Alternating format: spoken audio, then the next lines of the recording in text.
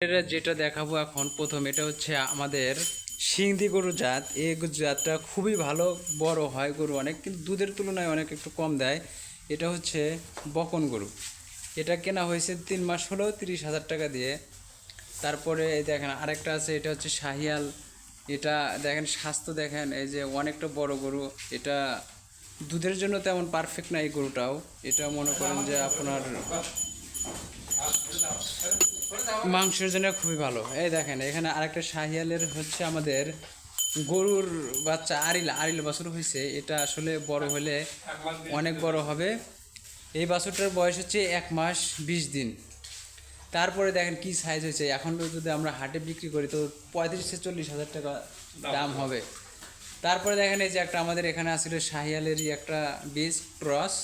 এটা আমাদের দৈনিক দুধ দেয় হচ্ছে 2 থেকে 2.5 কেজি। এরপরে আমাদের এই যে একটা সাধারণত দেশি গরুর আছে, এটাও আমাদের মাসাল্লাহ খুব সুন্দর কেজি 5 করে দুধ দেয়।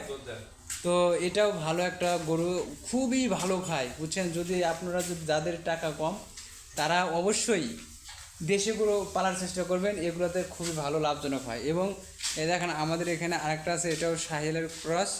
আমাদের সবগুলোই প্রায় শাহিয়ালের ক্রস, কিন্তু একটা আছে সিন্ধি। এবং এই যে এখানে একটা আছে বাছুর ছোট, এটাও এক মাস 10 দিনের মতো হয়েছে। এটা হচ্ছে ফিজিয়ামের জাত। এটা যদি বড় হয়, যদি এটা বাচ্চা দেয় তাহলে দুধ হবে 10 থেকে 12 কেজি। এবং এখানে আরেকটা আছে দেখেন, এটা মাত্র কয়েকদিন হলো কেনা হয়েছে। এবং এখানে 2টা আরিল আছে আমাদের, দেখেন দেশি আরিল।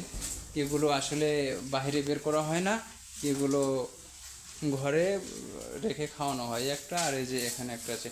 তো যারা এখনও গরু পালার ইচ্ছুক তারা এভাবে দেখেন অনেকগুলো গরু এভাবে পালবেন, সমস্যা নাই।